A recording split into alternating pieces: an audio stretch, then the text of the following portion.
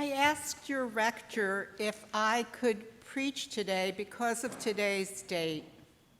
April 24th, which this year happens to fall on a Sunday, is Armenian Genocide Remembrance Day, the annual day of commemoration of that genocide that happened over 100 years ago and that has often been referred to as the first genocide of the 20th century. April 24 is also the date designated in the Episcopal Church calendar to remember all who have suffered in genocide. This coming Tuesday is Holocaust Remembrance Day. Both these commemorations of genocide always fall within Easter season, making for striking contrasts of mood and memory. For those of you who may not know about the Armenian genocide, during and after the First World War, the then government of Turkey conducted a genocide against its Armenian population and persecuted other population groups as well. It has been estimated that between 1 and 2 million Armenians died, and most of the survivors became refugees, my parents and maternal grandmother among them. My 3 other grandparents, as well as numerous other family members, did not survive. The primary method used in the genocide was the deportation of the Armenian population from their villages, towns, and cities by way of forced marches to the desert in Syria. Many died along the way. Others who reached the desert died there from starvation and disease. What I want to focus on today, however, is not the genocide itself, but the fact that still today, 107 years later, the government of Turkey has not recognized or taken any responsibility for that genocide. Not only does the government not acknowledge it, it even ardently and actively denies it. 107 years of denial, 107 years of untruths. I'm not referring here to reparations or even apologies, but simple acknowledgement, telling the truth about what happened. Instead, Turkey continues in its outright denial, even to the point of claiming the mass deportations were done to protect the Armenians populations, or that the massacres were necessary because Armenians were traitors and in rebellion. It would be as if America denied that slavery ever existed in this country, or that the purpose of slavery was not economic advantage, but it was to protect Black people and was for their own good. Or that the indigenous populations encountered by the European settlers here were not deprived of their land and massacred or forced to relocate. What is at play in such arguments and claims is what has more recently been called alternative facts or alternative histories, indeed alternative truths.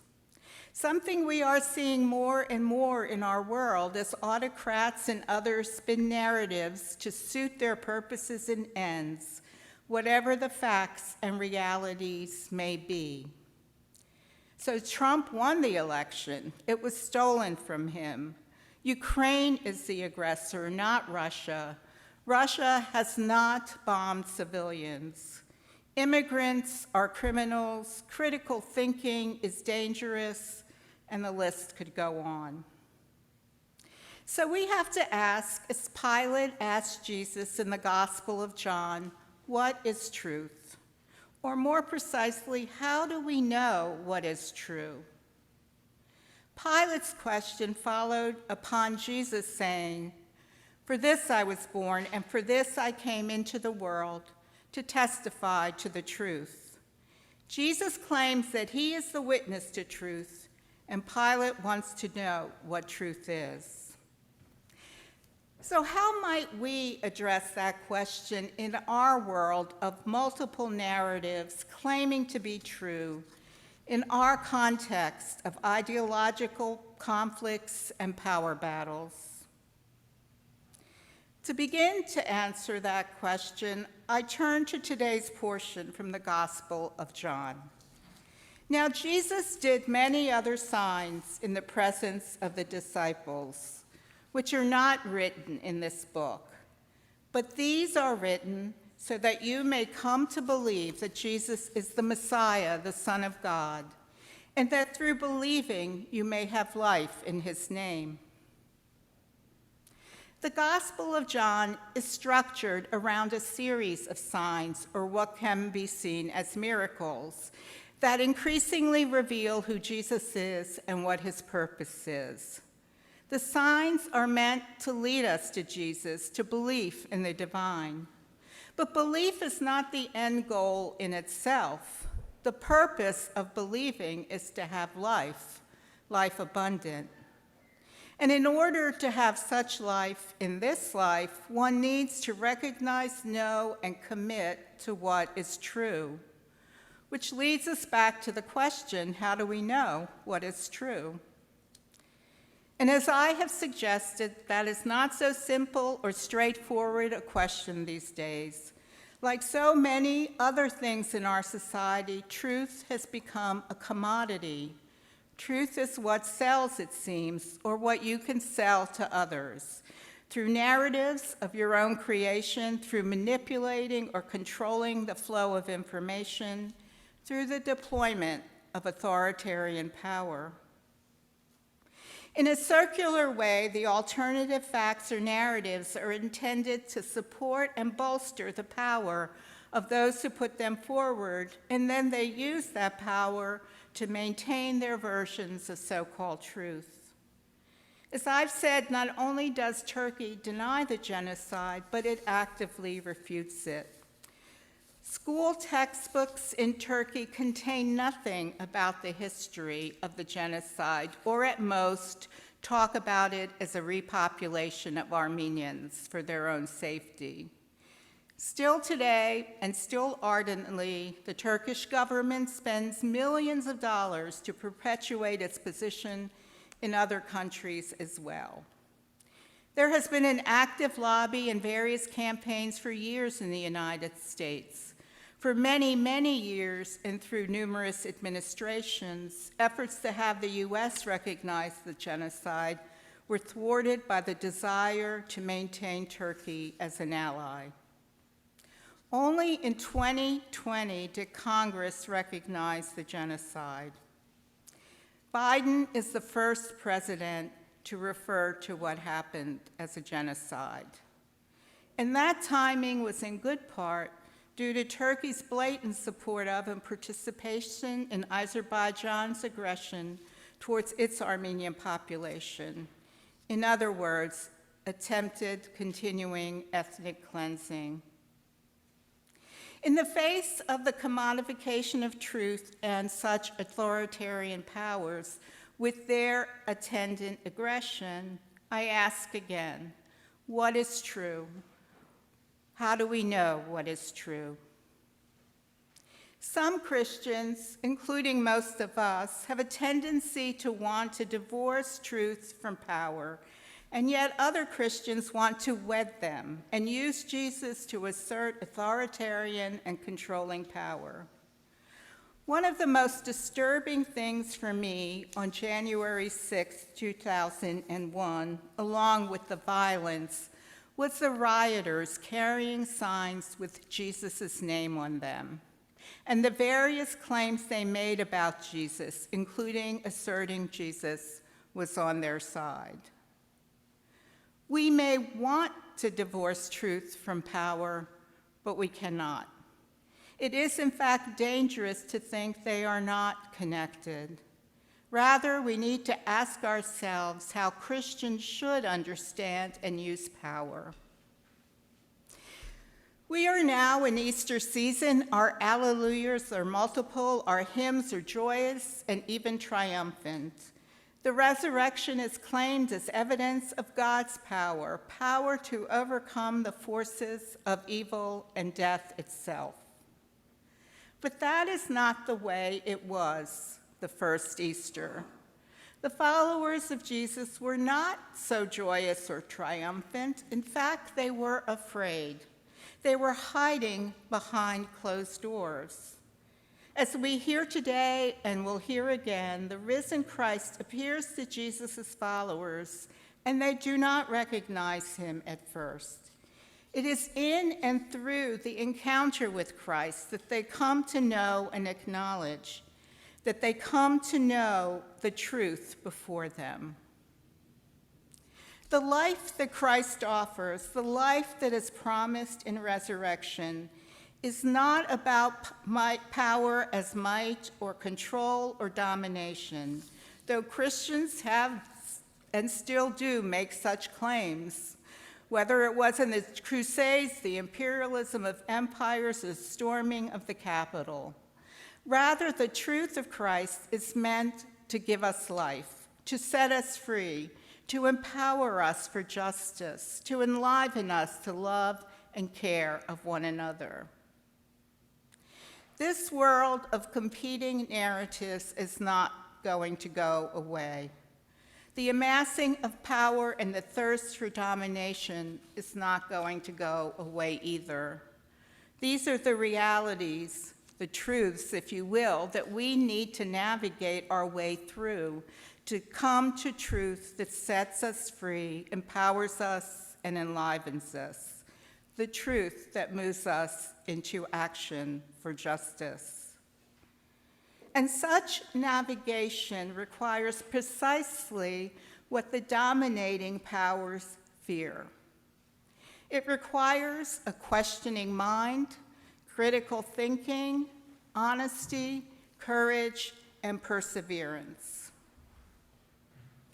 And not surprisingly, it is precisely these things that are promised to us in baptism, as we hear in the prayer that is said for the newly baptized.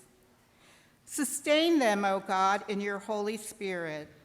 Give them an inquiring and discerning heart, the courage to will and to persevere, a spirit to know and love you, and the gift of joy and wonder in all your works. How are we to know what is true?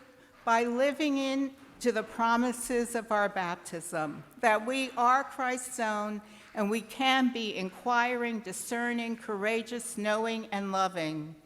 We are not called to be fearful or powerless. We are called to be Christ's followers in and for the world, trusting in the power of God working within and through us for the sake of the life of the world. That is the truth of resurrection. Maybe, just maybe, then, we can live in a world in which genocide does not happen, hate and greed are not chief motivators. Maybe, just maybe, life-giving truth will prevail. May it be so.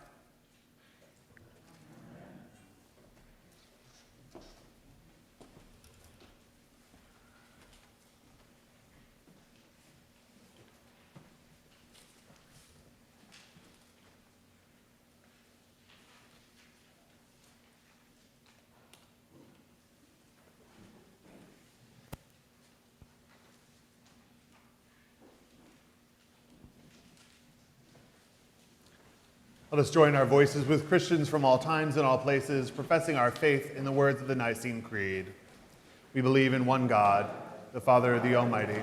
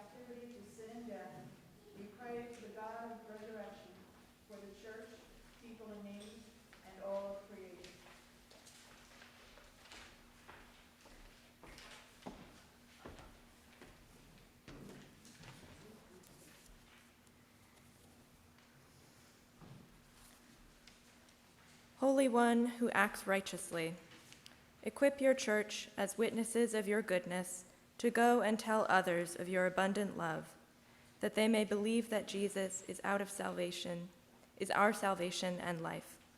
Lord, in your mercy, hear our prayer. Renew your people's commitment to use resources responsibly and to live well with your creation. Invite us to recognize and nurture signs of resurrection life in the natural world. Lord, in your mercy, hear our prayer. Direct those who are given human authority to lead with humility and compassion. By your Holy Spirit, channel their attention toward serving those who are most in need. Lord, in your mercy, hear our prayer. Uphold your children who cry out to you. Wherever people are overcome by the fear of death, breathe into them your life and peace. Lord, in your mercy, hear our prayer. Inspire those who lead your people in worship and praise. With joyful motion and sound, send us forth with praise that we cannot keep to ourselves. Lord, in your mercy, hear our prayer. For Armenian people everywhere on this weekend of memory,